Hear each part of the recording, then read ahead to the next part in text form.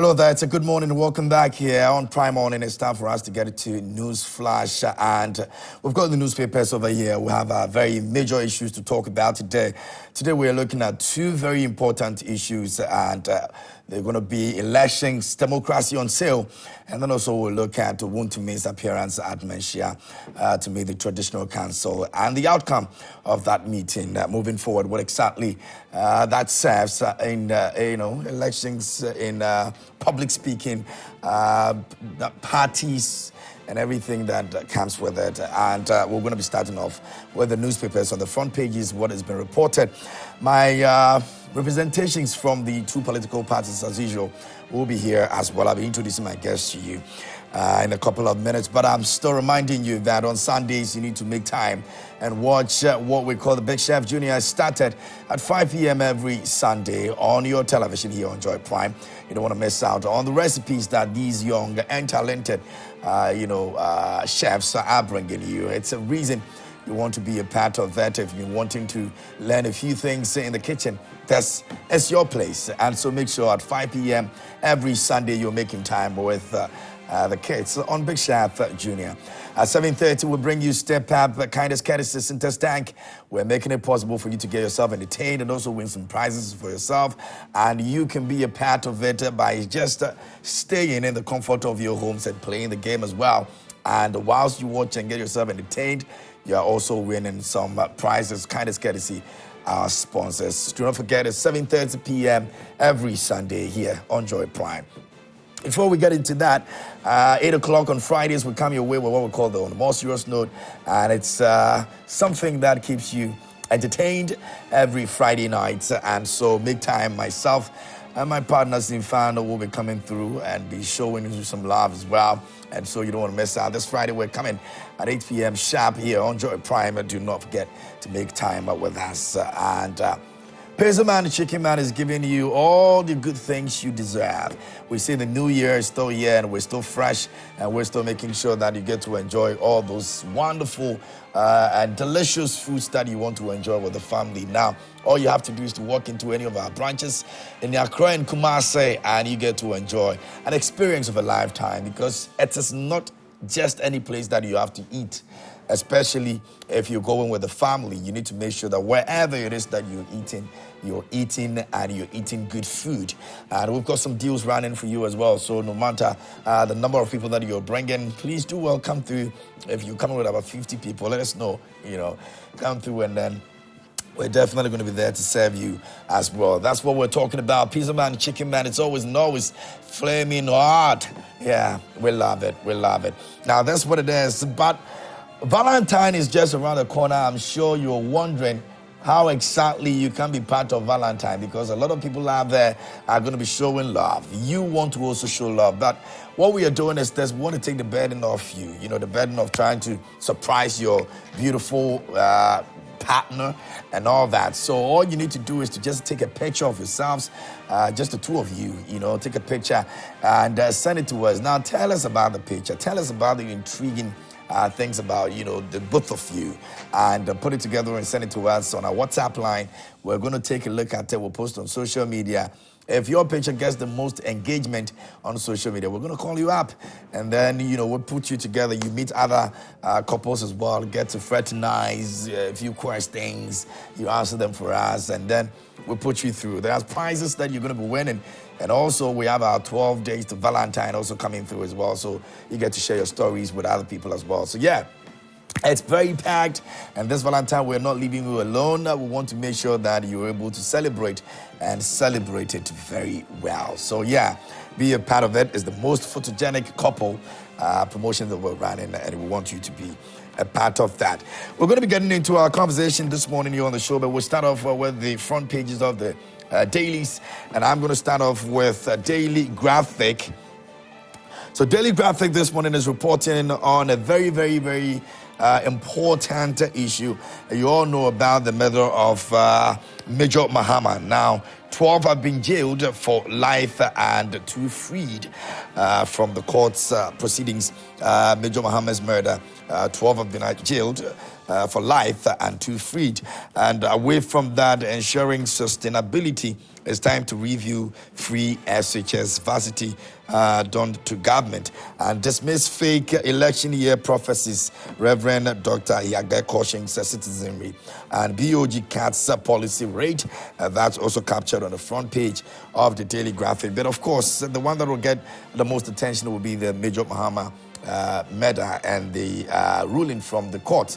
So you may be aware that it's been quite a while now this issue happened, and it's been going back and forth, and finally Maxwell Mahama gets the justice that he deserves. And yesterday in court, the mom was crying over and over and over again and cursing those murderers as well.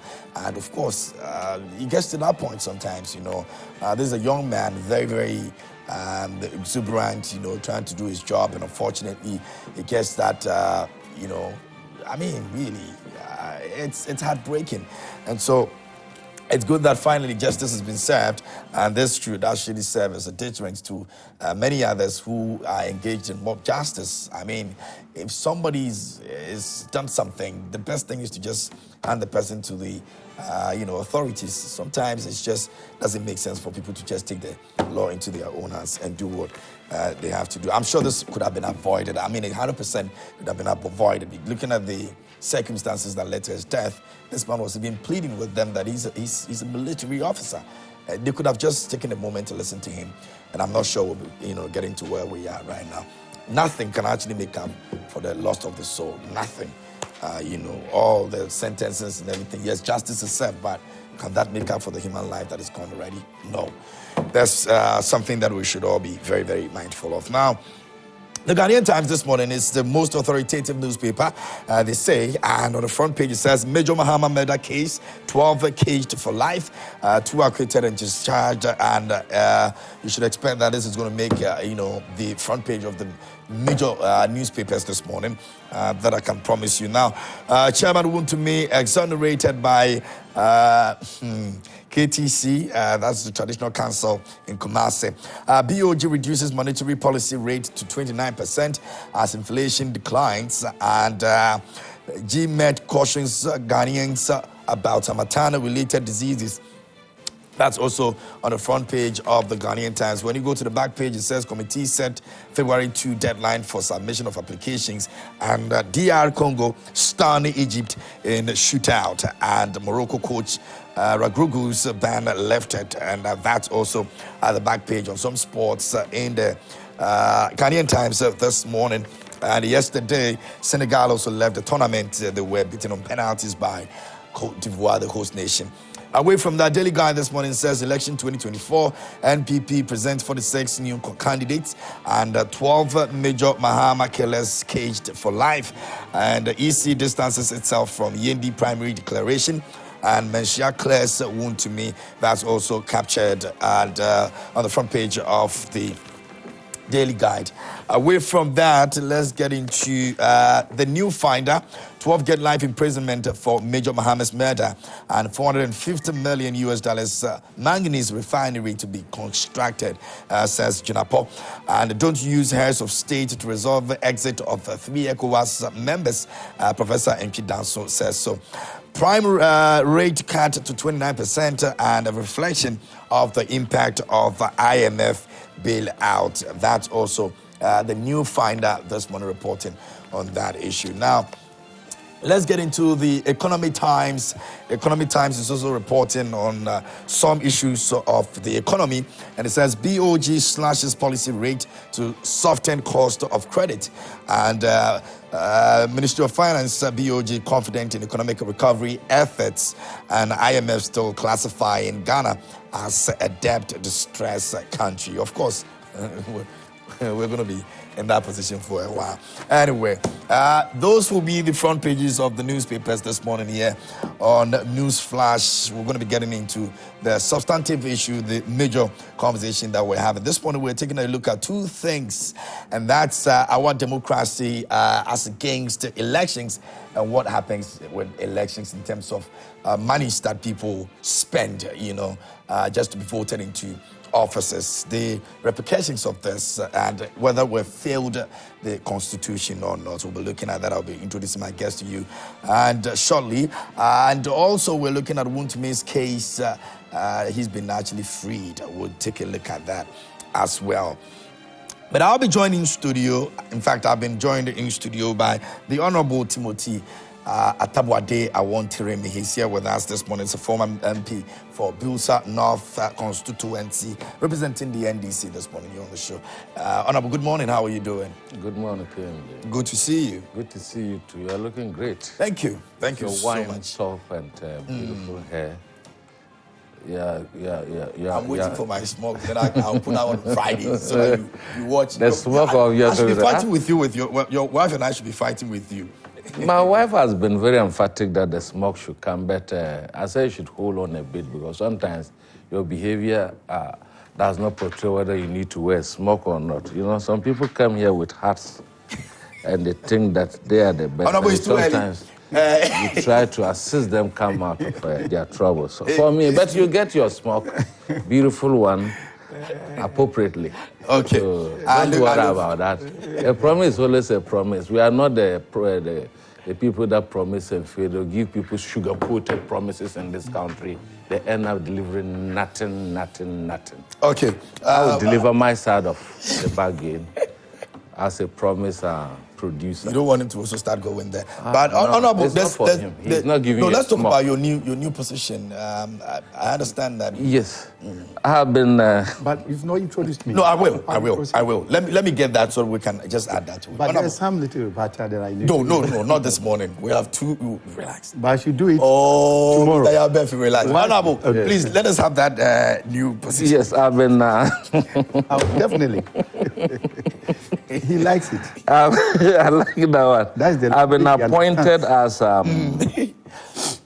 member of the political committee of the Upper East Region, the NDC, to ensure that all issues pertaining to the political disagreements, omissions, and commissions within the constituencies are brought to peaceful resolution and amicable resolution in order to have a cohesive and a comprehensive team to work with to ensure that, currently in the Upper East, we only lost one seat, which is the Binduri seat. We are working hard to bring it on board so that we'll have 15 over 15. And I want to use the opportunity to thank the Upper East region and to thank the party for the confidence reposed in me and that we are going to work as a team. It goes even beyond that. We may be asked to mobilize funding for to support the region and so. So we'll be working as a team, and that is my appointment for now. Congratulations. So it means that this means that your focus will be on Yendi as well. Not necessarily, but there can be a cross-fertilization of ideas.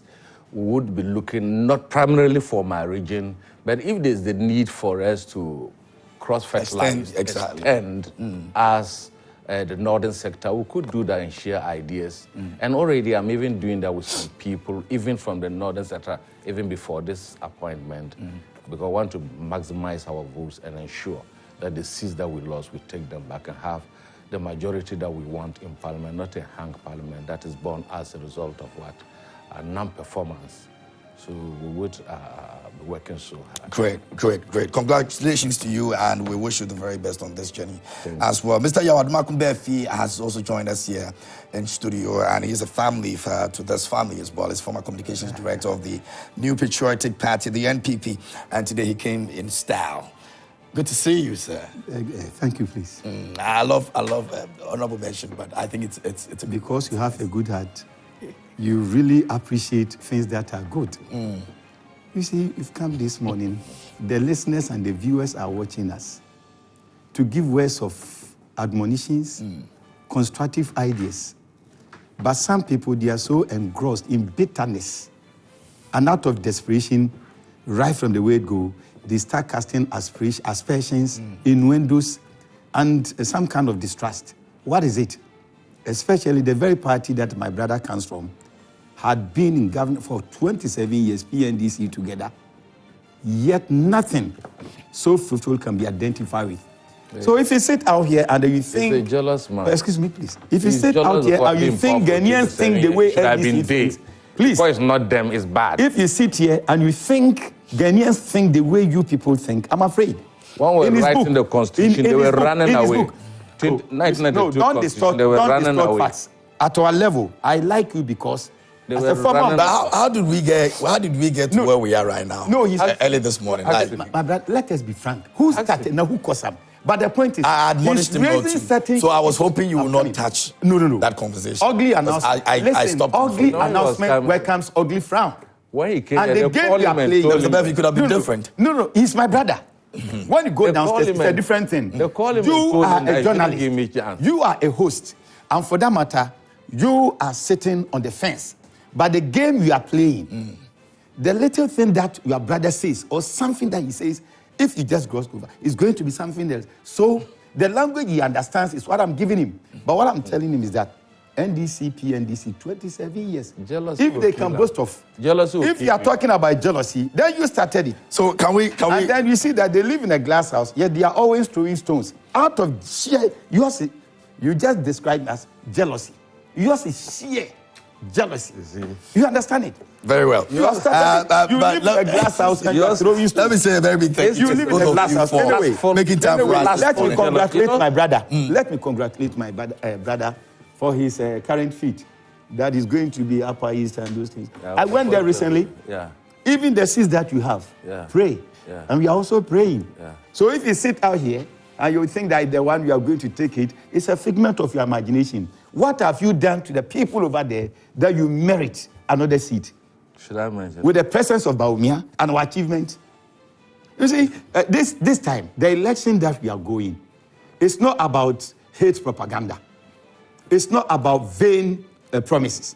It's about who promises and does it. And when it comes to NPP and NDC, your party is a party of no quantity. Okay, so on Zoom we'll also be joined by Honorable Andy Apiakubi. He is MP for Asante Achim North constituency and Chairman of Foreign Affairs Committee of Parliament. He will join us via Zoom as well. And Dr. John Osai Popon, as political scientist, CDD Ghana, will also be joining us this morning here as we get into our conversation for the day. So, yes, indeed, vote buying, which in some literature is referred to as clientelism, has a long story. Now, the use of electoral incentives to buy votes has been a frequent practice during electoral campaigns and elections in several developing and developed countries as well. It was prevalent in the Roman Republic, Jacobson, 1995, and also in Britain and the United States, O'Leary in 1962. And the phenomenon still remains common around the world. Scafa in 2007, scholars have actually documented widespread use of these campaign strategies in countries such as Nicaragua as well. Gonzalo Cantos and John Melendez in 2012. Argentina, Brusco. We also have Stokes in 2004. And all of these countries have experienced some of these things. And they account from their proper temptation in vote selling, which has been very evident from a field of an experiment in the Philippines as well. So in Africa, there's been, concerns raised about the fact that we've been walking on this path, which seems to be very, very slippery. But if we don't tackle it now, it's going to be a bigger issue. Some members of parliament have also spoken about it, and there's a reason why we're going to be joined by Honorable Andy Apiakubi this morning to share some thoughts with us here on that as well. But I'll begin with you, Honorable Atabwade. You've been there. You've seen it. How would you describe this phenomenon? And has it been a problem for you, let's say, because it has not been able to give you that, support to go into parliament again? What's your case like? Let me again say good morning to our viewers and then to Admafo Befi. The one when he's going to hold tons of material. Just don't. So I'm fighting for that. Desperation. So it's a clear case. I'll command the honorable from your name. You see, I will not talk. I'll dishonorable him. Yes. So, by understanding, desperation is best. The issue of vote buying, like you try to glean from those countries, has been an issue that has been with political parties, and especially when we sojourn from military rule into this fourth Republican dispensation and up to the current stage. In fact, we are looking at the quantum. We are looking at the destructive levels of the monies and material inducement to ensure that you get the votes that hitherto you wouldn't have gotten there if you were going toe-to-toe on skill basis, on experience basis, and on how you are on your contribution basis. It would have been easier. But you see, especially this year, from the presidential primaries or the NPP to the orphan constituencies that we saw, and the current one is nauseating and irritatingly annoying. The quantum of money injected into these elections, and especially coming from appointees of government who are supervising the taxpayers' monies and resources. It is annoying and mind-blowing. Can you imagine a candidate buying 500 motorbikes by the videos we saw? And one motorbike is costing 15,000 Ghana cedis. Do you know the cost of drilling a borehole? The cost of drilling a borehole is not up to the cost of a one motorbike. And by candidate, you're making reference to the two parties. I'm coming. I'm talking about... No, I want to establish that because we're trying to look at it. That's why I said that it has been reversed, like you try to glean from other states. Yeah, but I don't want the examples to be centered on one party. I will come to that. Because this is something that I will come. That's what I'm saying. That you see, look at it holistically. You see, when it comes to issues, let's segregate them and nail it. It's our inability to segregate, and we lump them together and say politicians is what is exacerbating the issue. It is because you lump them when it is so much glaring and insulting to the taxpayer and the people of this Ghana. It has caused an indelible mark. But no matter how little it is, the consequences will I will come there. Okay. I'll come there because, you see, it is just like the issue of corruption, the issue of galamsey. When we want to talk, all governments are corrupt. Let's segregate the corruption and the quantum. I'm talking about the quantum. I'm talking about the amount of resources that has been pushed into it by people supervising the taxpayers' money, like the CEOs of government agencies, departments, and so on.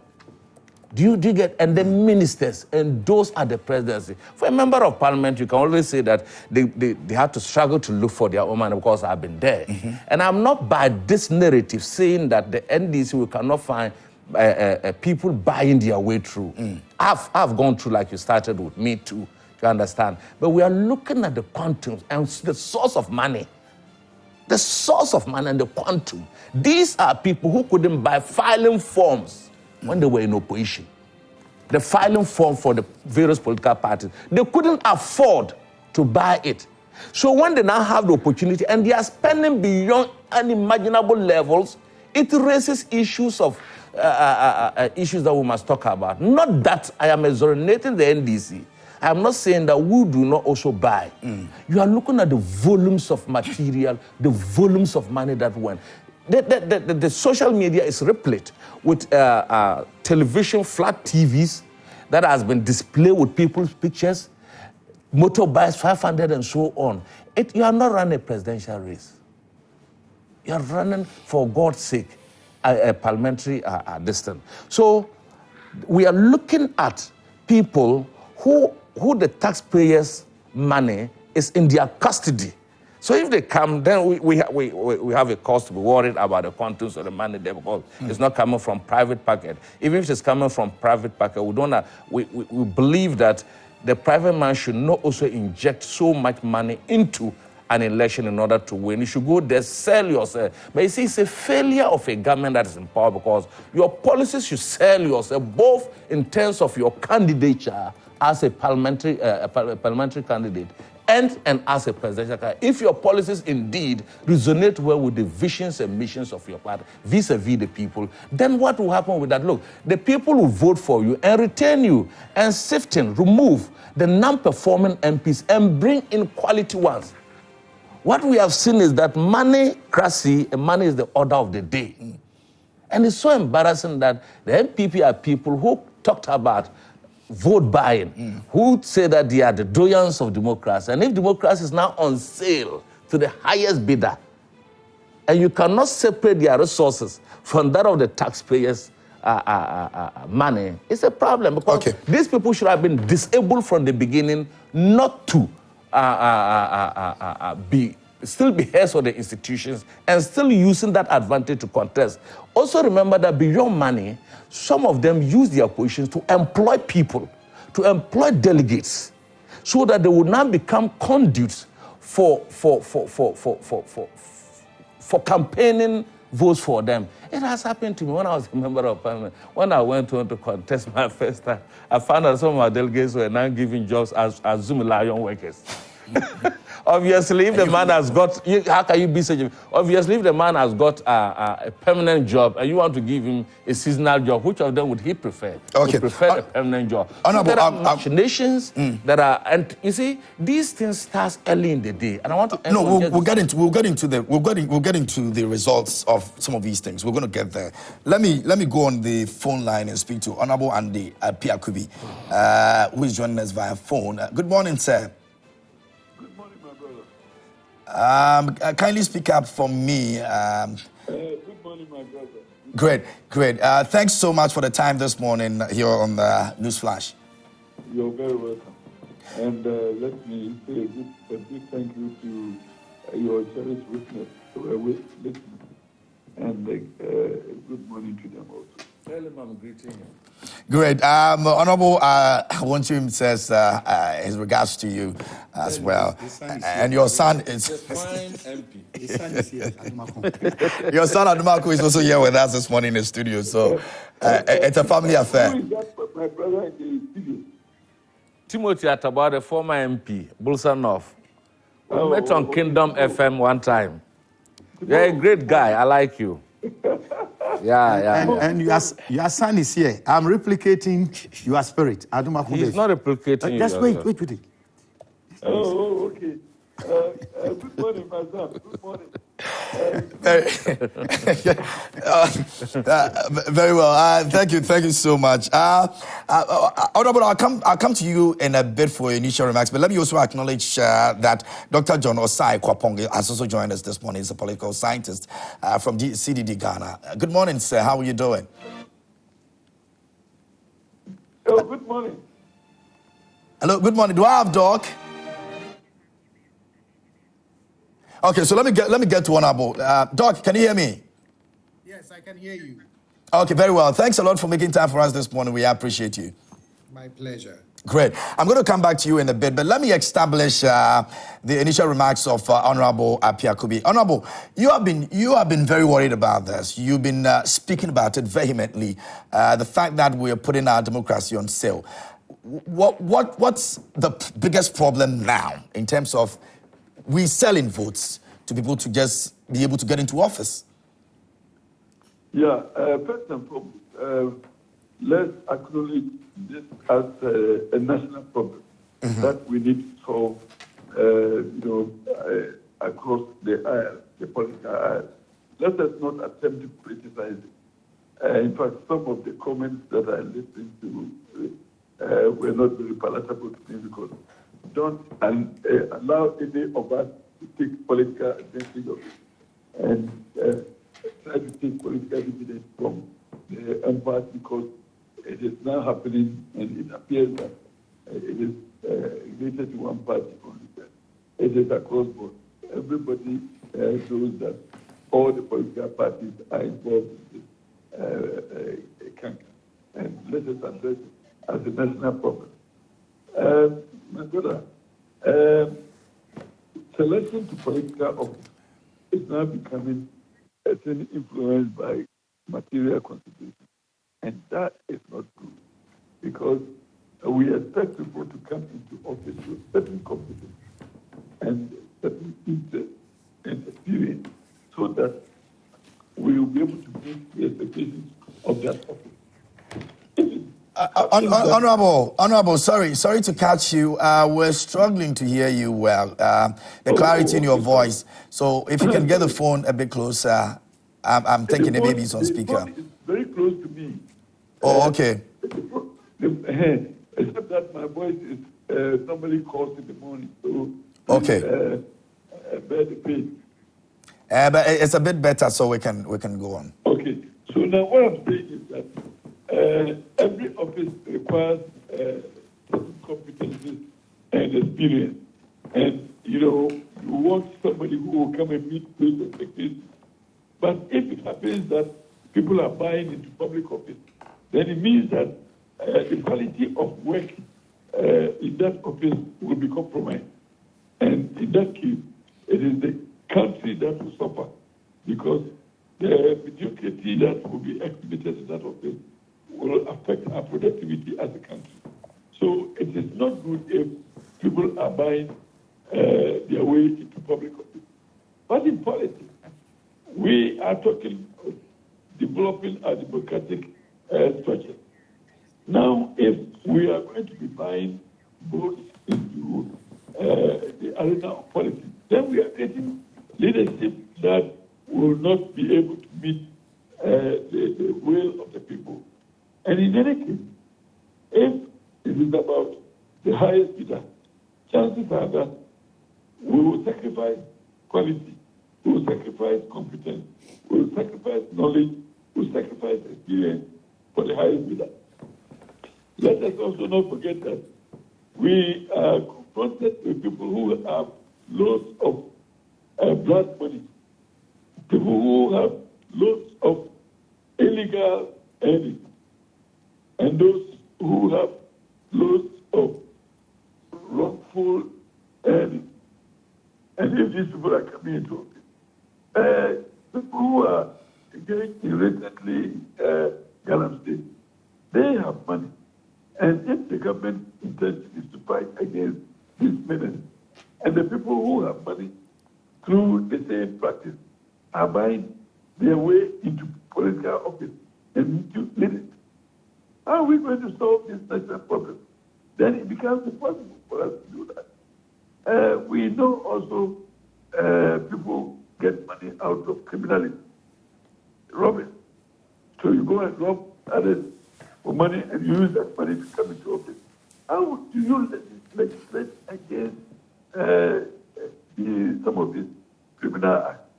So it becomes difficult for the people who come to political office to be able to perform their duties as respected by our laws and also the offices they occupy. So all we are saying is that let us not compromise quality for the highest bidder. And in any case, all the parties are guilty of this because we open the doors to everybody to contest. And everybody contesting means that whoever has the resources to influence the voters. So this delegate system is what we are trying to attack.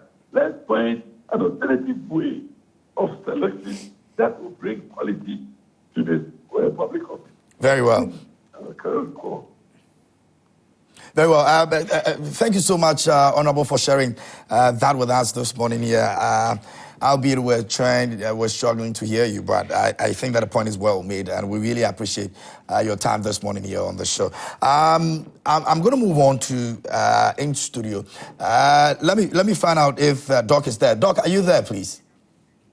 Yes, I'm still here. Okay, so let me quickly run your remarks on that, and then I'll come back to studio and speak to Mr. Berfi on that as well. But Doc, towards 2012, 2016, I mean, CDD and other stakeholders, civil institutions actually came up with the fact that there were some elections, general elections, vote buying and all of that. Till now, from 2012 to 2016, we've not been able to, as it were, take a critical look at this situation to stop it. How did we get here? What are the statistics looking like? Thank you very much. Well, so one of the things that I want to say right off the bat is that when you raise questions about vote buying, the role of money in our politics, there are some who sort of push back to make you sound like you are not fully aware that it does cost money to run for public office, or one needs money to finance a campaign. I don't think that's the concern. I think most people would acknowledge that surely one cannot successfully launch a campaign without having some amount of financial resources to pay for certain costs that are associated with running for public office. The issue is, where is that money coming from? How much of that money is being pumped into a particular campaign? And then most importantly, what is that money being used for? And this issue of vote buying or the offering of inducements is increasingly becoming a major concern. If you listen to the remarks of the former EC chair, Dr. Farijan, in his Constitution Day remarks, one of the things he said was, this was something that years ago, it was done in the background, it was done quietly, not that it made it right, but now it seems to be an open market of, buyers and sellers, trading money and other inducement for votes. The NCC chair also issued a warning in her Constitution Day briefings on this issue. It is increasingly becoming expensive to run for office. And part of that expense is because it seems like there's this growing belief that it takes a whole lot of money to win an election. And yes, money is necessary, but money is not sufficient, except that more and more the significance or the role of money is starting to dominate electioneering campaigns, and it's becoming worrying and it's becoming a concern, because then at the end of the day, what you get is a particular office or a particular candidate, quote unquote, may only win because of the amount of financial resources at their disposal, and not necessarily because they are the best candidate for the role. You really don't want democracy to go to the highest bidder. Doc, a study that was conducted in 2007 in Kenya during the election campaign actually found out that parliamentary candidates spent an average of 40% of their budget in distributing material benefits that had their names on it to voters, to be able to vote for them. And this is Africa we're looking at. Have we failed, as Africans and as Ghanaians, for that matter, the constitution that governs the exact thing that we're doing that we're not supposed to be doing? And it's not as if we also do not have a legal regime in place that is supposed to regulate this kind of behavior, right? The Political Parties Act, the Constitution does specify who can give to a political party. There are rules about regular reporting of sources of funds and financing for party activities, for candidates, all of those things. There are rules against inducements and all of that, but you continue to see it. And that is partly, I believe, a matter of a failure of enforcement of the legal regime in place, that we are yet to make strong examples of individuals or candidates who engage in this breach of the law to serve as a deterrent for others. Every election cycle, we talk about this. We are in another election cycle, and here we are still, berating this issue. And again, it is that lack of the enforcement of the rules around these political behaviors or political activities that is continuing to fuel the growing, phenomenon of vote buying and offering of other kinds of inducements to voters. Very well. I'm going to come back to you, Doc. Hold on for me. But let me come back to studio. Mr. Yadmako Bareface here. You have been part of campaign trails. I mean, you've been part of Dr. Baumier's team and all of that. We've seen political individuals, not just on the MP level, even in presidential levels, trying as much as possible to give people support so they're able to come and vote for him. We've seen this happen over time. How are we able to look at this in the face and still make it look like it's something normal that is supposed to be happening, a normal phenomenon? All right. Thank you for giving me this opportunity. But before I proceed, as the custom demands, I need to greet our respectable and respected listeners and viewers. I also commend you. I'll commend you in the sense that you have shown to be a professional, a seasoned journalist. This one is something that is plaguing not only Ghana. It's a global issue. So you gave the background to the extent that you should have preferred ideas so that we insulate not only Ghana. You understand it? You don't limit it to only Ghana. Because at the end of it all, what some people have been refusing to accept for either bitterness and desperation of is that the more consistently you skew everything to Ghana, you are giving a negative brand. Meanwhile, it's not something peculiar to only Ghana. I'm not justifying that. You gave this background, and we should have taken it from there. Then all of a sudden, look at where my brother was going, trying to set his own narrative. I can tell you one worse thing that is more dangerous than the issue of money in politics is pollution of ideas. And exactly that is NDC always seeks out to do. When the idea, the mind is clear, you will not always be petty. You will not always resort to politicking. You try to prefer ideas. And of course, in politics, if anybody tells you that, you come out there to destroy so that the people who just follow you are destructive pattern and then they vote for you. No, the essence of genuine politics is to prefer ideas. I would have preferred that my brother sitting, a former member of parliament, he had been a little hard-headed. He would have brought his experience to bear.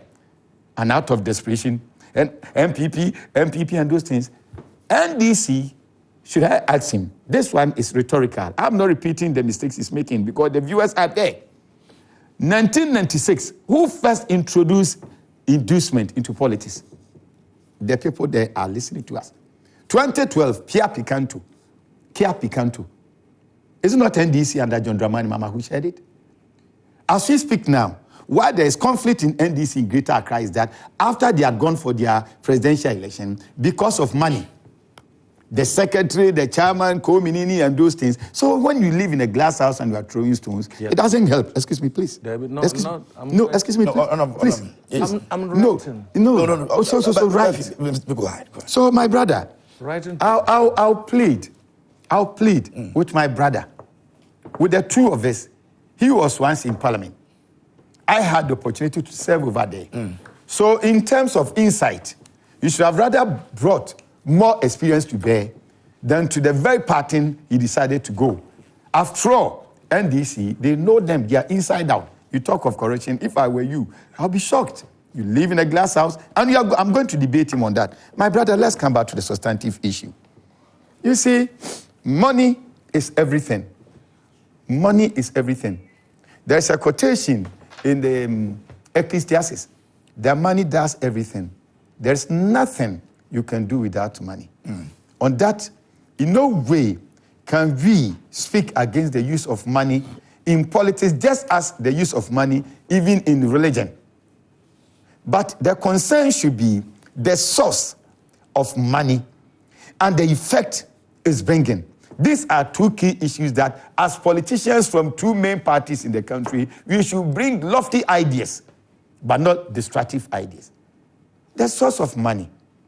Both NDC and NPP, and even across the group, if we mortgage the fortunes or the prospect of politics to only money, then in a way, directly or indirectly, we are killing people who have the ideas, who have the strength, everything to bring to bear in politics.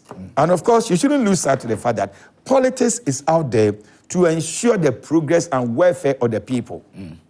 But then if the person is a nitwit, the person is empty, but because he has had the wherewithals, is going to really undermine the political cause. That should be our concern. Again, even the source, if we are not careful, and then NPP allows or NDC allows people to go out there. All that we need is that the delegates allow, oh, you just go and bring your money. You come there. Even among the delegates themselves, the respect will not be accorded.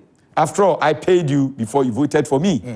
That is one of the reasons why sometimes the same people will go out there for this MP. When he came or she came, you call him, he doesn't pick. Do you expect him to pick? Because really you've traded, you've transacted. You are right to vote rightly because of this money. So the issue of avarice or cupidity in politics, we need to condemn it in no uncertain terms. It doesn't wear any political color. We need to condemn it because of money. Many great men who should have loved to be part of politics, they don't have the wherewithal. On that note, they will fold their arms. And is it going to augur well for the world? In this case, our country, I don't think we should accept it. My brother was making an issue that, oh, why is it that the CEOs and those things? Fine, it's also an issue. But if you live in a glass house, don't throw stones. Where was Edward Bauer? Where was Sam George? Where was John Jinapo? And many more. And where did they get their money to come? You understand it? To unseat some of you, probably including you. So you see that we should be measured. Where you have a bad record, the best thing you can do is that you appear to be very apologetic and then you soften your clause. But if you're careless and then you take Ghanaians for granted, thinking that we have had a platform, so we are talking, you don't have discerning listeners, I'm afraid. You see, I've always been saying that 3 people I fear most. 1, someone who talks and thinks that the listeners are not to be respected because they don't have the mind to also recall things that have happened. I fear that person. Number 2 is someone who respects money more than human beings. Because no matter what, money is out there to complement the work of human being. Without money, in fact, our progress will be stampeded, will be stymied. You understand it? Yes, will be stymied in a way. But without human being, money is useless. So I fear those people who extol money more than human beings. I will not, in any way, as I'm speaking, I will not say that it's typical of NDC. If I should say that, then it means that I'm compromising my credibility as a communication person. And mind you, I'm not speaking just for the sake of speaking. I'm a communication person in the academia and I'm writing. So I know that everything that comes, I should be careful. NDC is a victim. NPP is equally a victim. Okay. And it's not something peculiar to Ghana as the narrative, the background that you gave. So we all need, sometimes, you should avoid the politicking. There is nothing wrong with politics. Doing politics, there's a clear-cut distinction between politicking and politics. Where you become so infantile, so bitter and desperate, and then what you're supposed to do, you think, oh, let me go and play to the gallery. I'm afraid, for the sake of Ghana, let us be patriotic. This one is serving as a canker against the progress of both NPP and NDC. It's time we stood against that. Okay. We should not nail it to just NPP or NDC. In fact, everybody, to the extent that it's not supposed to be nailed or to be limited to only politics. In the media, once upon a time, when I was a radio director, you send a reporter, he goes out there, you know, Solly, you understand it? It's there. Today in our country, religion is even taking the pace. So it's a holistic approach. 1, we should not limit it to only politics. Socially, religiously, it's serving as a canker. And it's time you found a solution to that, rather than to take advantage and nail it to the present government. Since Nkrumah's time, no government, no party can be boastful of the legislative instrument. He was in parliament. He should mention one legislative instrument by NDC to combat corruption. NPP, right from Kufuor to Akufo-Addo. In fact, I stand to salute them. Our actions, everything. And to the extent that when you say that you are corrupt and we are able, in fact, the court is able to incarcerate you. Not one of us. And you've not forgotten, you are not reading your notes, you still go out there thinking, these people are very discerning. My brother, Ghana needs us. So let's bring ideas. Thank you very much, Mr. Befi. I'll come to you, Honorable. Let me invite Are you okay? viewers. You can send your messages to us. Let us know what you think about the conversation we're having. We're looking at elections and vote buying and democracy. We put that on sale. That's what we're looking at this morning here on the show. So you can send us. Our WhatsApp line is very active. I'll be reading some of your messages that you've sent to us. Let me see, and then read some few of the messages that we have. This one over here says, irrespective of how the media keeping on helping NPP to deceive Ghanaians or compare NPP to NDC in wrongdoing, we neutral Ghanaians know their differences. Okay, very well. This one says, good morning to you, KMJ, and your wonderful guest. I cherish the two honorable men you said too much. We are actually learning from them a lot. KMJ, we the voters are part of the problem. We failed punishing those corrupt guys who always come with bags of money for our votes. Trust me, corruption is just beginning. It's just beginning. If the nation fails to put stop to vote buying, why was all the money spent by this NPP men and women at the just ended primaries? Do you think if it was their sweat money, they would spend it that way? So when they get the chance to go to parliament, we should expect nothing from them but the corruption. My regards to incoming MP for Miom Alhaji Misbah. This one says, good morning, KMG. NPP and Akufo-Addo is the biggest problem in Ghana. Let's vote them out and bring JDM and Honorable Eric Opoku, MP, Asnafo South constituency from Abdul Razak. David says, good morning, KMG. Admakun Befi trying to defend the vote buying in this party. As the captain of vote buying, he needs to condemn it. And that's from Abdul Razak again. Let me go here. I'm beginning to believe there is no job transparency in the system as is being claimed. You apply for a valid and sensitive document from the government sector, you have to pay a fee. After payment, they tell you it will take a day or two, but these end up taking a month or more. This indicates lack of job efficiency within our work sector. My point is that all squares and round holes must be eliminated in the system. Love, respect. Aaron sent in that one. Let me go to this one over here. It says that, hi, host, tell the Spain doctor at the studio to stop making nuisance of himself, but allow Ghanaians give the verdict of their works because his disruptive conduct and rudeness cannot win him elections. Since Ghanaians will not make another mistake to vote for the deceptive party that promised heaven but delivered hell. Economic mess, hopelessness, cost of taxes, collapse of banks, gargantuan corruption, untold hardships, and destruction of our economy and water bodies. In opposition, NPP rubbished everything under the previous regime by telling us that we don't eat roads and hospitals, yet they want us to praise them for building shoddy roads and HIPIC toilets. A good wine needs no bush, so they should allow us to give the correct feedback to their performances. Please tell NPP guy to behave and respect the viewers because very educated and discerning people are listening to the program. If you talk about behavior, how exactly is he behaving? Votes buying also caused my brother to lose. In fact, he paid 5,000 per delegate while his opponent also paid 8,000 per delegate and won by a large margin here in the Chiase constituency in the Eastern region. In fact, it was a vote buying galore, a Jawusu, a Nachima Chiase. So the effect is very glaring. Good morning, KMJ. What is this NPP man saying is what this NPP man saying is not true? What massive work did they do at Volta region? I think this Mr. Adumako is a good man because of politics. KMJ, he is. Ask Mr. Adumako, what did they do to Volta region? What did you like from Volta? KMJ, Mr. Befi is yeah. I stand to educate him. Volta region, even the so-called NDC stronghold. What you've done over there. Just like what we do. This one said, good morning, Mr. Host. My host, why do you allow the NPP man to be on the show? He's talking like he's alone on... Come on now. Okay, so my mother's 1 week will be on Sunday, 3 p.m. All friends are invited. We'll come and support you. Don't worry. Our condolences to you as well.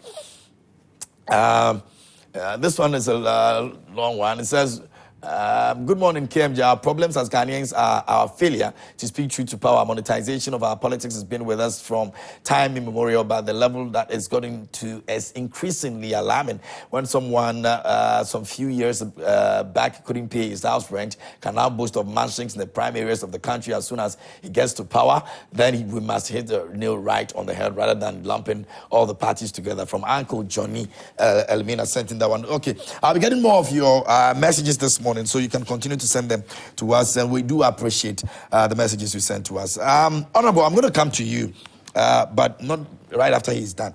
Let me go to Doc. Doc, if you can hear me. Yes, I can hear you. Very well. So, Doc, earlier you mentioned the legal aspect of this canker that stares us in the face. Now, the past elections, as of last year and this year, the OSP tried as much as possible to follow some of these issues when we saw glaringly money shared at various elections poll centers and all of that. Yet, we've not been able to make any progress. Do you think we can ever get to a point where we might not probably eradicate it entirely, but we can sit back and say we've done a good job with regards to this? I believe so. For me, what is left is the enforcement of the sanctions regimes that comes with these violations of the law. So one time I had this radical thought that what if it is proving that a candidate is engaged in vote buying or unlawful use of other kinds of inducements, right? And then that candidate is declared ineligible to stand, in that particular election, or that the requirement that political parties, have audited accounts that are public, et cetera, and it's filing time with the EC for a national election, and that provision is not met. And the EC says, well, I am unable to certify your candidate and allow him or her to participate in this election for violating one of these key laws of the whole architecture of financing political parties and financing campaigns. I mean, it sounds extreme, but sometimes in order to deal with a growing behavior, a behavior that seems growing and not going away anytime soon, you need a strong sanctions regime to serve as a real deterrent. Yes, I'm sure if you try to impose such a sanction on a candidate or a party, you are definitely also going to run into, probably a court case, all of those things. But the enforcement is key. And again, for me, the issue is not necessarily that we don't want money at all, in our politics. I live and work in the US. The last several, over the last how many years I've been here, it has been an issue that, we've been trying to deal with through campaign finance reforms. And even ultimately, there was a famous case that got before our Supreme Court in which the court ruled that money is speech.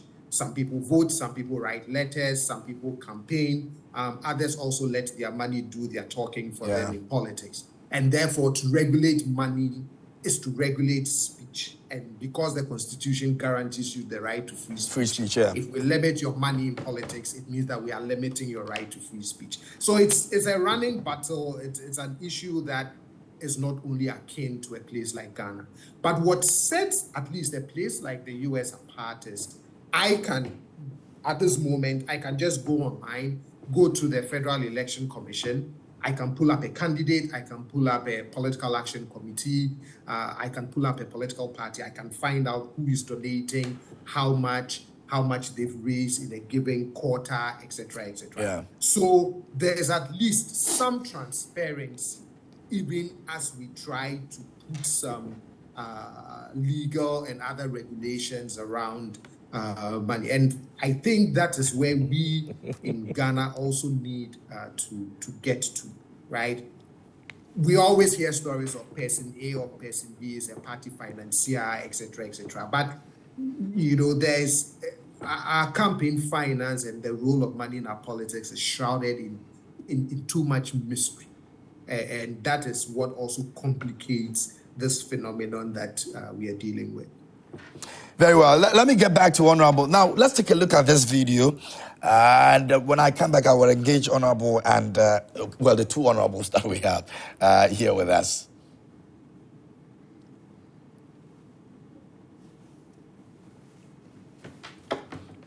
So my rank, the party don't say you need to cast a party.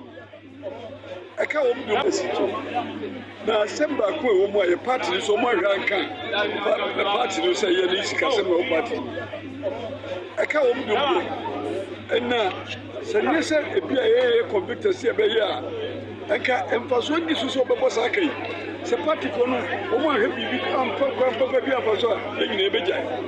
because I can't imagine myself coming back and spending this kind of money for no returns. Me, you. And it is a party policy where we are on the paper as well. Then you not the woman can. It is also winning MP or Ghana has. Says I MP. You can imagine. You can imagine. You need to be most to be and you come to in that interview. So I don't know if Honorable is still on the phone line with me. Honorable, are you with me?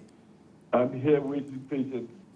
Very well. So this is you over there, very unhappy about that situation. Honorable, in your capacity right now, would you blame your members or your friends in the same position as those who have been able to let this continue for the longest that is continued? I blame our party. It is the parties who have set a process that is generating these results. And indeed, the party will have to find an alternative way of selecting credible candidates into political positions. So I will blame the parties. If the parties are not ingenious enough and want to rely on this process alone, then this problem will continue. We need to find better ways of doing it. And indeed, sometimes we don't even have to reinvent the wheel. There are other situations that have been dealt with in other jurisdictions and have given them positive results. So we need to learn from others who have done or who have surmounted these problems. So I will charge our political parties to do a little bit more research into how other people did it so that we can grow from here. Otherwise, if we continue to stay where we are, we'll continue to also experience the same problem. And believe me, every other election will bring us more pain because the figures that we saw and mentioned this time will multiply when we have to come for a next round.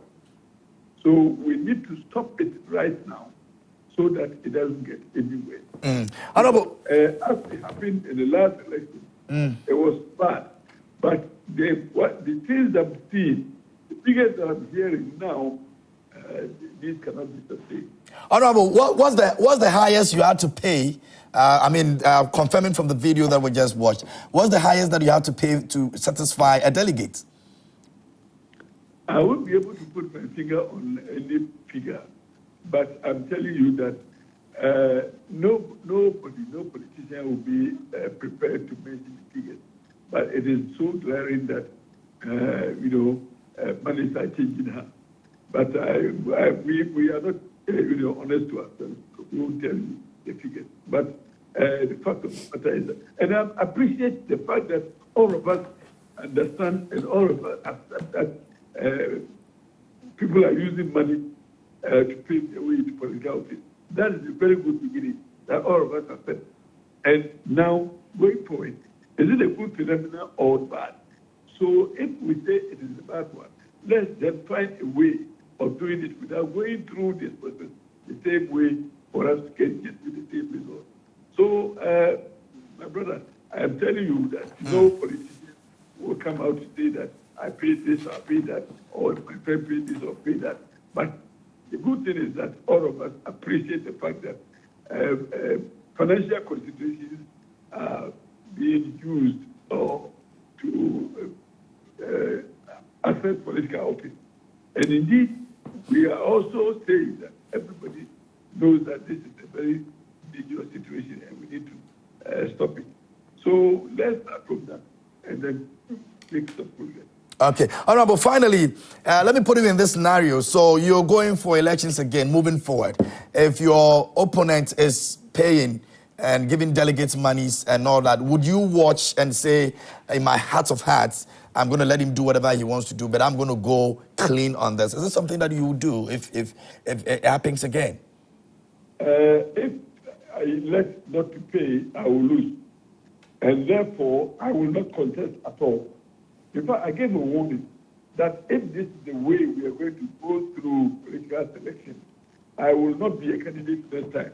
And I mean every way that I say. I will not. If I have to go through this to get selected, I will not contest at all.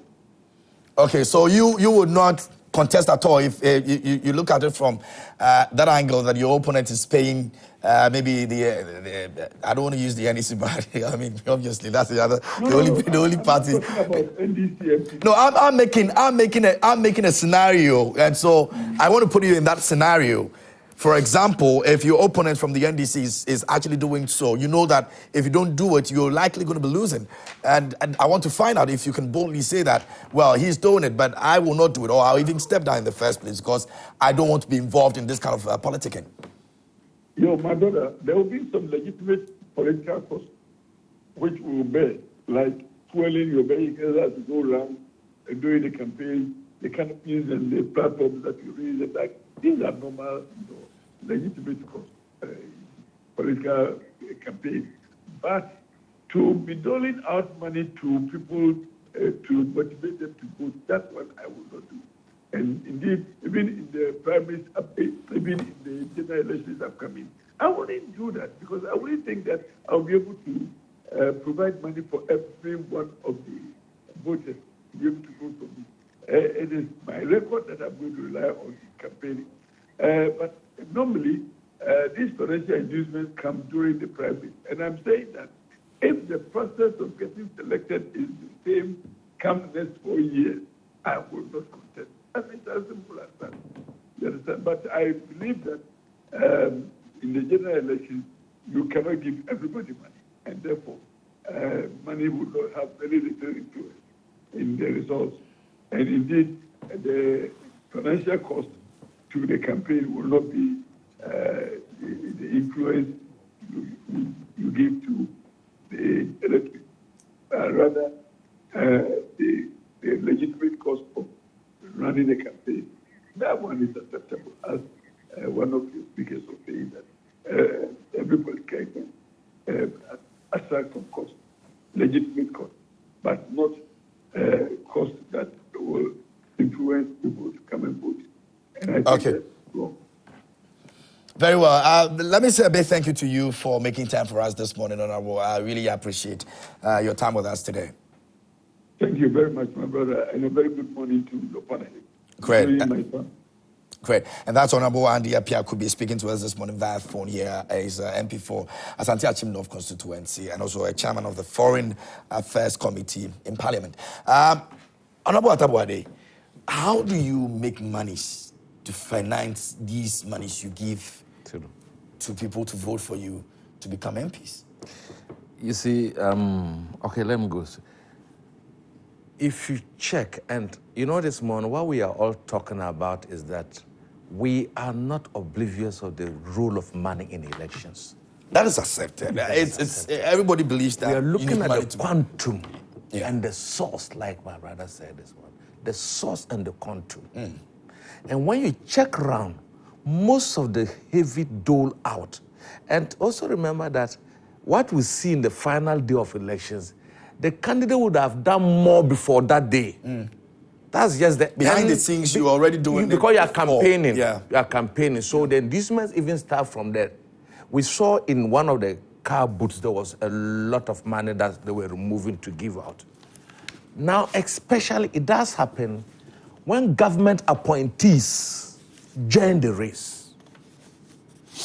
Look, he's not an appointee today. If he joins the race with a sitting member of parliament, he's going to mobilize his own resources and from friends and those who wish him well to do the campaign, to execute it with a sitting member of parliament. In that case, the sitting member of parliament might not even spend, if he was targeted to spend 1 million Ghana cedi, he won't spend the 1 million. Because he will know that his opponent might not match him up to that. It is when people who are presiding over government agencies, supervising our tax monies, who hitherto were not having such quantities of money, begin to display openly such opulence, is the issue.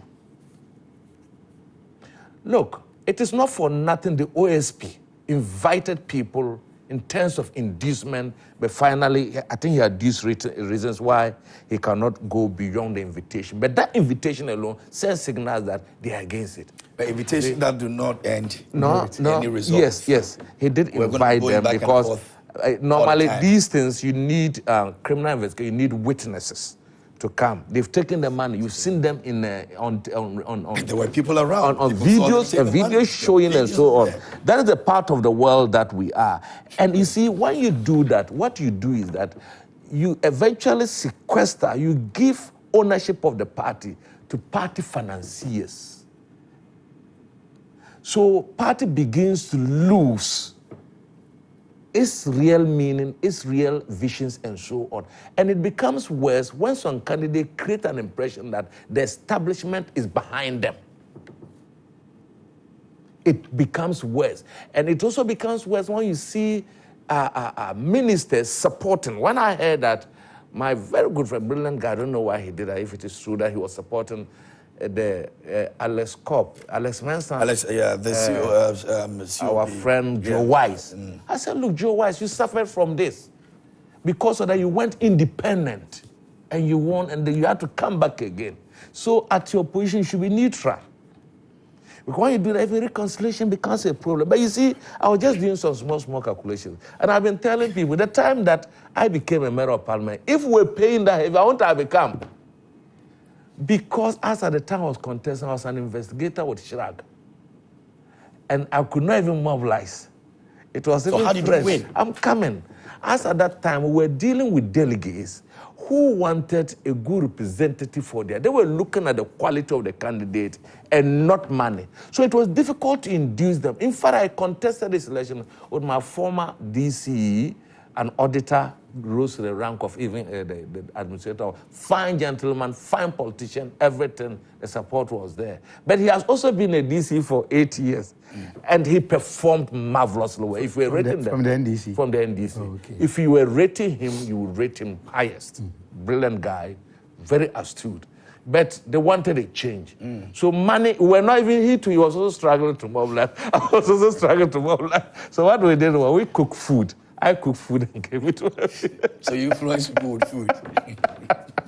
So at that time, the vehicles that would bring the candidates, it was the party that mobilized them. So we're not in charge of giving transport. My second time I went, it was the same thing. Now, and then when I became a member of parliament, ironically, that's where I even lost. I lost because sometimes I look at myself, say, that time, when the party did also, I calculated my food and everything. I think I gave them 50 Ghana. You see, my opponent gave 100. So did you have to now, after getting into office, find ways that you need to compensate some of these people? It is difficult for strictly a member of parliament to compensate. It is your output. For instance, if you are able to bring projects that are dear to the heart of the people, then you compensate. For instance, there is a village that had no market and they've been crying for it. I used my HEPIC fund in doing that. There were areas that children were crossing rivers. I had to use my Get Fund share, and that time it was coming, to build a nursery for them.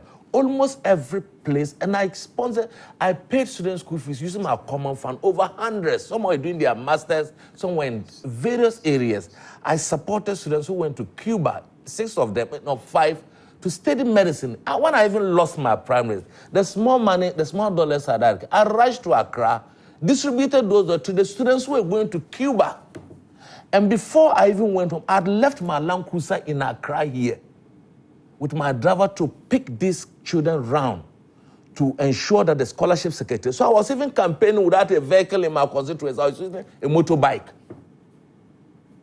Every aspect of my money, I pumped it into the constituency, knowing very well that we were coming. You can check the records. The records are clean. When I was even leaving Parliament, most of my money, I left it. I did not even cash it out for the next MP to take over. So you didn't have to pay any individual I didn't or have to. give any I lost it, but I didn't become bitter. Thanks I for still went supporting out. my campaign. Thanks for voting for me. You didn't have to do I didn't. anything like Even that. one of the painful things that I have today is that those who supported me heavily, that they were doing it, I couldn't even support them in terms of cash to establish businesses and so. But interestingly, you know what? They are the people who are so those that I did not support, those that I had contracts more and gave it to them. They are the people who came against me. The places I built a market for them, they were crying. They were the people who came against me. Why? The places that I built schools, for instance, nursery. Even students that I paid their school fees, they were the people who came against me. That's weird. Because the propaganda from within against you, and you were like a loner. And remember, at the time I came, I won it based on purely merit. Merit. And after, I had to resign from Chirac and contested. So after I lost, I had no job. So later on, I was employed as a teacher. Naturally, I like teaching. When I got into the teaching to crisis and they had to transfer me out of the district, the problems politically transferred, the issues were huge. But I managed through because people essentially loved me and they had to go through. You see, this issue of money, and I've said it over and over, take it from me, naturally, where we are drifting towards, it will reduce, if not totally eradicated. You think so? I think so, because people are rising. The youth are rising against moneycracy. The youth want to see real development that will be a betterment to their future. The youth want to see representatives who are going to do a debate policy. The youth want to see quality. They want to see even quality in our appointment. At a time, take it from me, a time will come when they realize that team use money to influence you to vote for me, they will gank against and vote against you. Because they've seen that with the money, they are not getting the rightful people into positions. How do you come as a CEO? In fact, CEOs or government agencies are where the employment of government lies, not a minister and an MP. If you're a CEO, you should be able to employ more. If you're a CEO with MPA, Maritime Authority, lotteries, the employment is hidden there. If you're controlling accountant general for Ghana, and that's where the employment is. And if you leave your thing like the contracted and in fact, he was the happiest fellow when they voted against him. You cannot rise to controller level and seek to go and hide under the canopy of being a member of parliament. You cannot do that. You preside over people. The constitution is very clear on your position. You did that, you are coming back to sit on it. Okay. I was one of the, so for me, naturally, and I feel that there should be a media coalition, like there was a media coalition against Galamsey. The media led the fight against it, even though we have the challenges. But I think it has been spread. If there's a media coalition supported by civil society organizations, supported by the political parties and the youth organizations, and that we are going to fight that cancerous tumors of moneycracy. Because when cancer becomes dangerous, you apply heavy doses of chemotherapy so that you can uproot the cancerous cells and get the fellow free. Okay. It is cancerous. It must be uprooted by the application of chemotherapy, heavy doses of it. And this heavy doses of chemotherapy must come from civil society. It must equally come from a coalition of the media and with state agencies like the NCC, talking about the danger of people presiding over the taxpayers' money and using them, because these are people we know in our societies. We know. I know him, he knows me. If I cannot count 100,000 today and tomorrow I'm holding $1 million in, and I'm not a contractor, I'm not a businessman, and I can buy 500 motorbikes at a go, one at 15,000 Ghana, you think that you can deceive me that the money is coming from your farm? Very well. Honorable, so for me, I think that is the way we have to fight it, and I still stand that the bribery has increased to big levels under this government. We must watch it. Very well, thank you. Mr. Marco, please tell me about... you see, it's very interesting that my brother is struggling to give a positive narrative about him. I did this, I give the money. The verdict was that your constituency said that they are no more interested in you. Yeah. So how do you reconcile the two? No, I have no Either you are with that. trying to really artificially create a story, a positive one about you. I have no problem with that. Otherwise, It's not possible for someone or your people are not appreciative. to do something and then... Or your people are not I have appreciative. no problem with that. No. Or your people are not out. appreciative of. Now, my worry with my brother is that still we cannot isolate the CEOs. Whereas I may have some agreement with you, but totally isolating them. There is CEOs and those things, and they came and then they took it. Please, many of the CEOs out there, before they assumed their current position, they were self-made men. They had already made. Excuse me. Maybe you are talking from NDC's experience. The likes of Sam George and Edward Bauer and those people. But from the NPP, I can tell you about 99% of the CEOs. Who are those? Excuse me, please. Were people who had made it. Where? Well, I will not support that. Even I've raised an issue about our constitution that when they said that the DCs cannot contest, if they had added that one, I would have supported that.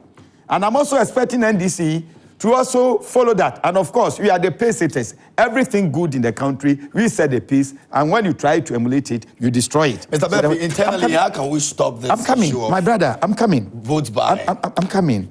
Then one issue that you raised, you see, consistency is very important.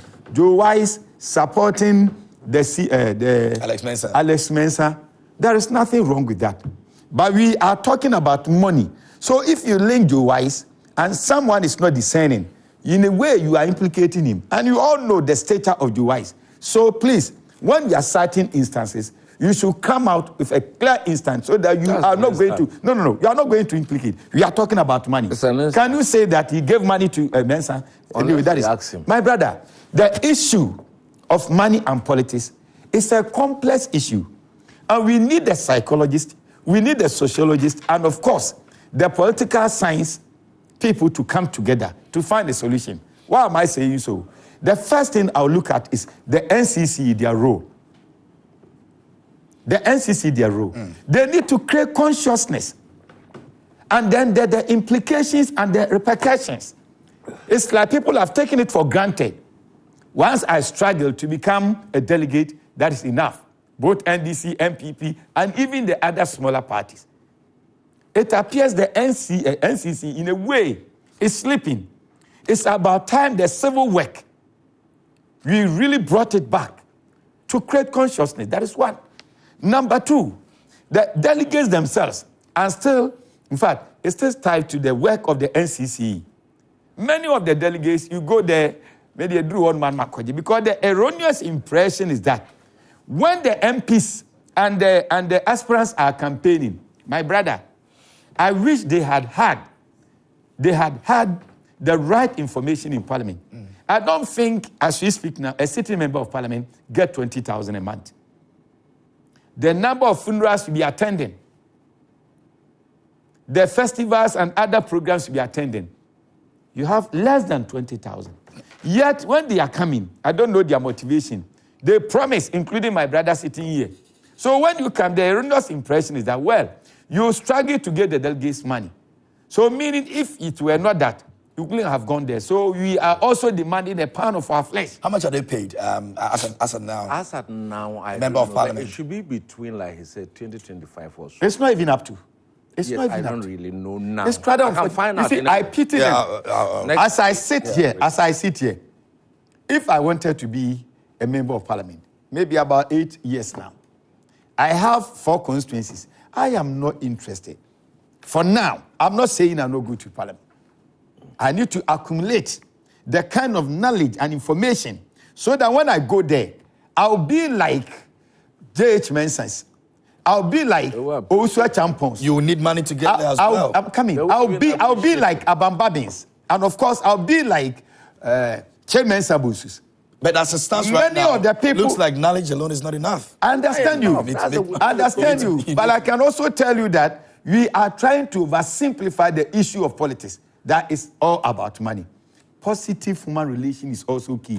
I know some... So why is the money taking the center stage of it? So why is the money taking the center stage, even in religion? That is why I said that the issue should not be limited to even only amongst politicians. It's something that we need to look at it socially, politically, religiously, culturally. It's so infested and it's killing us. It's becoming so contagious. That is why we should look at it. But of course, because we are politicians, if you nail it to our level, fine. But it goes beyond that. All that I'm saying is that when we are offered opportunity, you understand, to do politics, or we decide to do politics, one, it's not about distraction. It's not about instigation. It's not just about playing to the gallery. But the point is that no matter the topic, at the end of it all, how are the listeners and then the watchers going to benefit? At the end of it all, you assess yourself. My brother made a point, which I share with him. He said the youth of today are wide awake. I understand him perfectly right. They are becoming wide awake and conscious of certain things because of the performance of the current government. Digitalization, hitherto it wasn't there. And today, because of digitalization, in fact, access to information is permeated everywhere. So they are becoming conscious. Kind credit to Dr. Mahmoud Bawumia and Nana Danko Akufo-Addo. The AstroTurf issue, hitherto, in your time, less than 3 or so. Now we are giving them those platforms. Again, the STEM education, the TVET, and then the light, the energy system that is stabilized. All these things are going a long way to create consciousness among the youth that, no, politics is not about just lying, stooping so low. Politics is about development. That is why many of the youth, the silent youth, that forms the majority, know that no other party but NPP. Okay. They know that wrapping up for me. They know that the various infrastructure, in our various schools, right from SS up to the university. Go to UPSA now. Go to the University of Ghana now. Go to the... Friday. Excuse me, is that? UPSA. Both. I'll give you spectacle. Did you check there? All right. I'll give you a very well. So, Dr. John Osai, are you there? Doc, let me get your concluding remarks. So, interesting. Let me get your concluding remarks. So, I mean, obviously, we've seen civil institutions. We've also seen the likes of CDD and all that, try as much as possible to bring research and reports that would be able to deal with some of these issues. So, moving forward, where are we headed with all the reports and everything that we've been able to put together? Do we see an end to this? I hope we do. There are 2 quick things that I hope as time goes on, we can give it some serious consideration and some serious thought. So one is during the primaries, the party primaries, you often hear the phrase, primary time, it's cocoa season for party delegates. Yeah. So one of the ideas that I've been mulling is, what if the political parties expand the electoral college during primaries and move from the delegate system to a full open primary where all registered members of the political party in a given constituency can vote in a party primary. And I say that because my thinking is, okay, if it is quote unquote easy to buy delegates or influence them with money, it may not be that easy to buy an entire constitution or induce or buy an entire constituency. So that's one of the ideas that I've been mulling to see if there is appetite among our political parties to do that. If I'm correct, for parliamentary elections, I think the NDC used the open primary system in 2016, but then reverted to the delegate system since then. I'm very interested to know what they learned, what they found out from that process, and why a reverting back to the delegate system. Probably there are some pluses and minuses that the delegate system brings that outweighs an open primary system, or maybe it's the cost of administering an entire open primary for all party members. But that's one idea that if there's appetite among the political parties and it can be done well, they can give it some thought to help deal with the role of money when it comes to delegates in these party primaries. My other second thought has to do with those in the executive, branch of government. So whether it's, your CEOs, deputy directors, your civil servants, who run for office whilst holding some of these appointed positions or even civil service type work. I think, there's nothing against them putting themselves up to serve. It's, it's admirable. But I think it raises one too many questions, right? About their motives, about how they're financing their campaigns and all of those things. So for me, in order to insulate them from charges, speculations, some of which may be unfounded or not, even so that you don't even get yourself into that position where there are questions hovering around the propriety or otherwise of what you're doing in trying to put yourself up for elected office. I think there should either be rules that, quote unquote, bars you from engaging in that, or in the event that, you are deputy director, CEO, and you decide that you want to run for office, it would be in your own best interest to step aside so you can fully devote your time to running for that office. Yes, you may win or you may not win, but I think for your own protection and for the protection of the system, that is also another idea that I think we can seriously consider as we find ways of managing this growing concern of money, politics, the abuse of incumbency, etc., etc.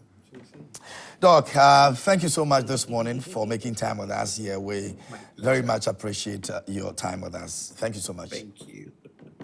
Great, and that's Dr. John Osai Kwapong. He's a political scientist, CDD Ghana fellow, joining us this morning and sharing some thoughts with us on the issue my brother of is laughing? money and voting. You see, hypocrisy is something you should all decry.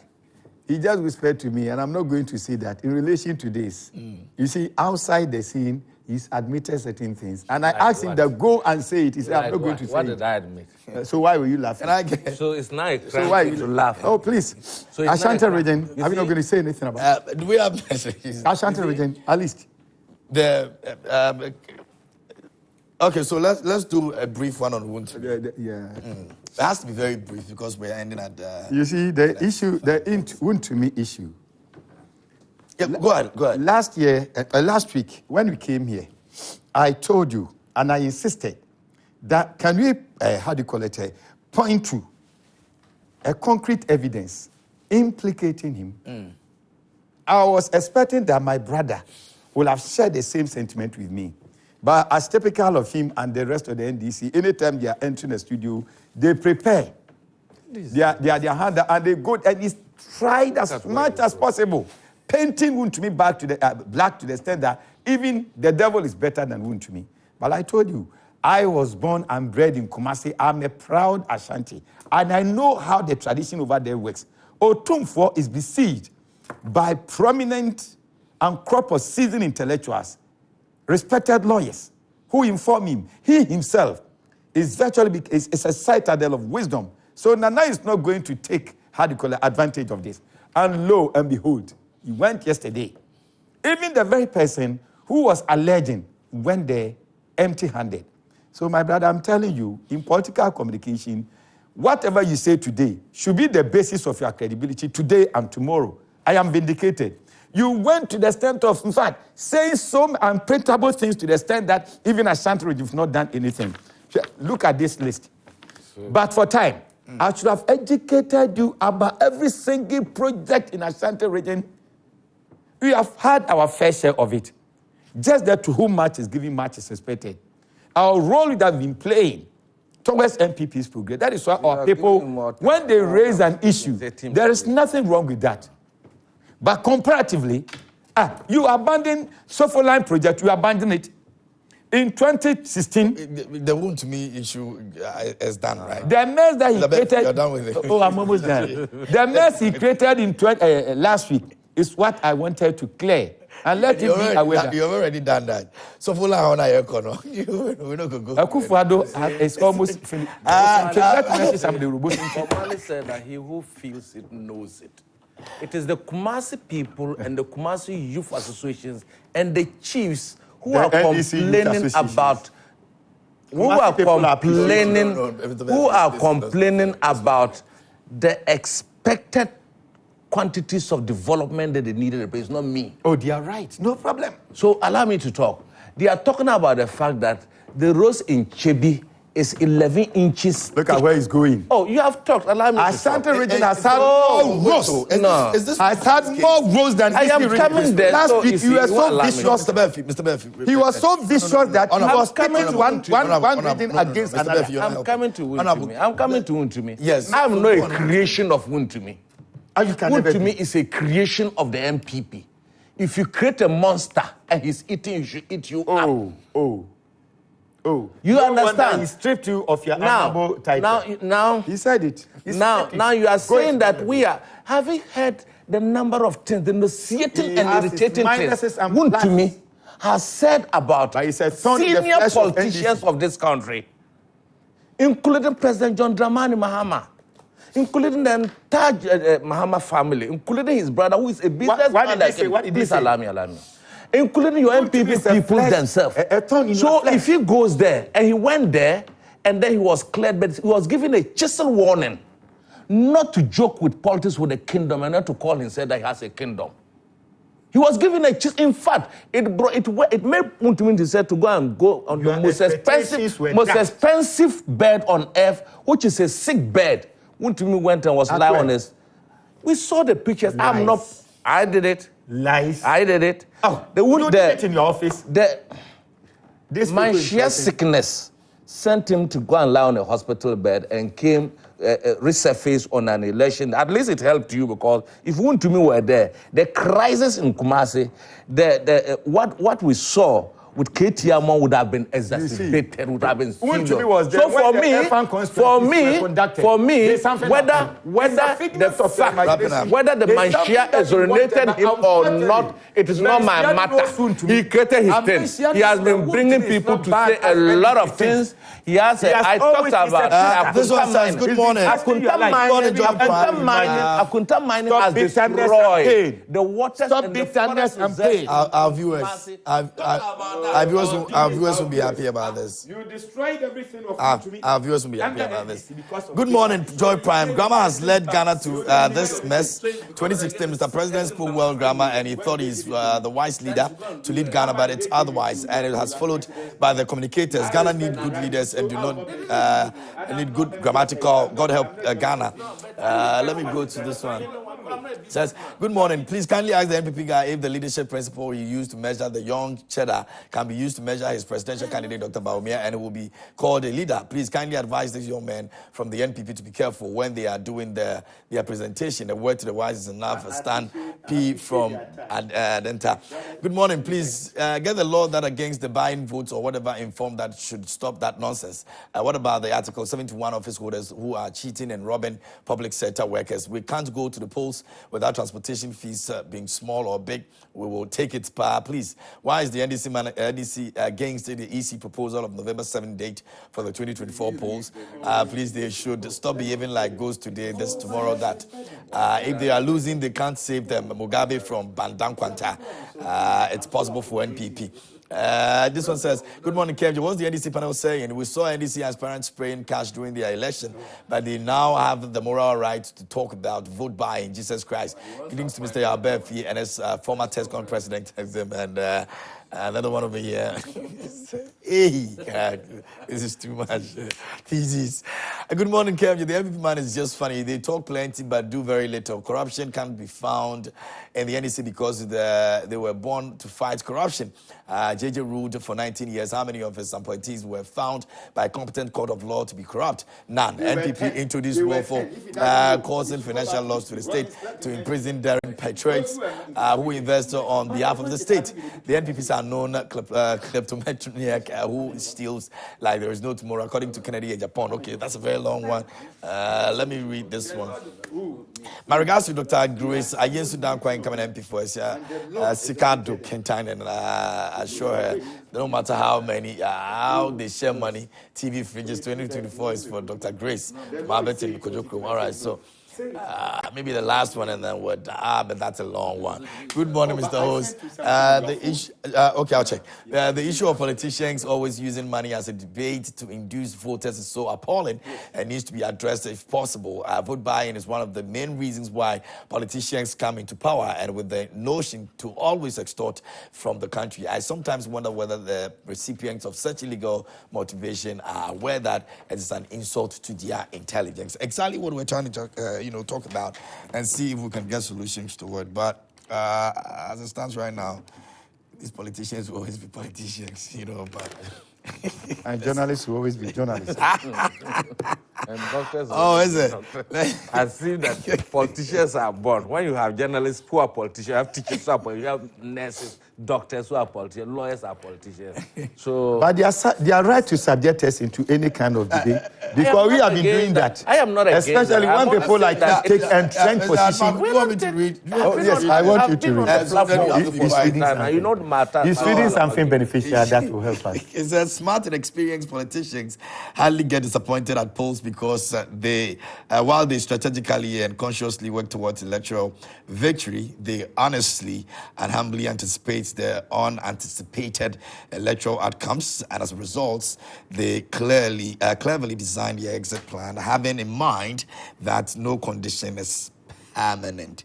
Is he talking to Chairman Sabonsu or what? Or did you contest? Did you contest? Why do you do that? You are sitting here at least 24 years. Why do you do that to Chairman Sabonsu this morning? No. Did you understand it? Yes, you said he cleverly exit. Please, explain it to him. Explain it to him. Maybe he doesn't understand the wording. He doesn't understand. What Please read wording? it. The wording. You don't honorable. We're done. But honorable. So I read this yesterday. I'm reading it for all the politicians that will come on the show. What did you do? I'm going to read it. So listen. What he sent to you? No. NDC is allergic to listening. Listen, that is your problem. African educational systems have surprising outcomes. The smarter students pass with first class and get admissions to medical and engineering schools. The second class students get MBAs and LLBs to manage the first class students. The third class students enter politics and rule both the first and second class students. The failures enter the underworld of crime and control the politicians and the businesses. And the best of all, those who didn't attend school become prophets and everyone followed them. This was put together by Bishop Hassan Kuka.